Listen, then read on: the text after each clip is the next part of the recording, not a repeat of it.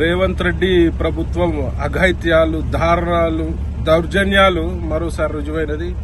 ఇవాళ ప్రజలు కాంగ్రెస్ పార్టీకి ఓటేసినందుకు సిగ్గుతో తలదించుకునే పరిస్థితి. అలా హెచ్సియులో జరుగుతున్న అన్యాయాన్ని ప్రశ్నించేందుకు వచ్చిన నన్ను తీవ్రంగా తోపుసెట్ ఆటోలో గురి చేసి మరి అరెస్ట్ చేయడం జరిగింది.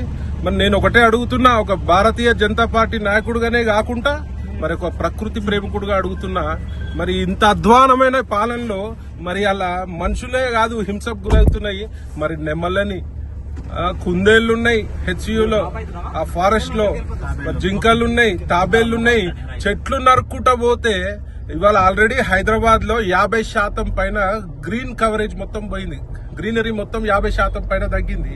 మరి ఇట్లాంటి డబ్బులకు ఆశపడి మరి ఇలా ప్రభుత్వం నడిపే చేతగాని దద్దమ్మ ప్రభుత్వం ఇది. ఇలా డబ్బులకు ఆశపడి మరి ఈ డబ్బులతోటి మరి కాంట్రాక్టర్లకు బిల్లులు రిలీజ్ చేసి అందులో పర్సంటేజ్ తీసుకునే ప్రయత్నంలో భాగంగా ఈ హెచ్యు లోని భూములని వేలంపాట వేసే ప్రయత్నంలో భాగంగా మరి అడవులను నరుక్కుంటా పోతే ఈ యొక్క భూభాగము ఖాళీ మన మనుషులదే కాదు, ఉట్టి ప్రజలదే కాదు, ఇది అన్ని జీవాలకు హక్కు ఉంటది. ఈడ జీవించే హక్కు. ఇలా కళ్ళు నెత్తినెక్కిన ప్రభుత్వం రేవంత్ రెడ్డి ప్రభుత్వం.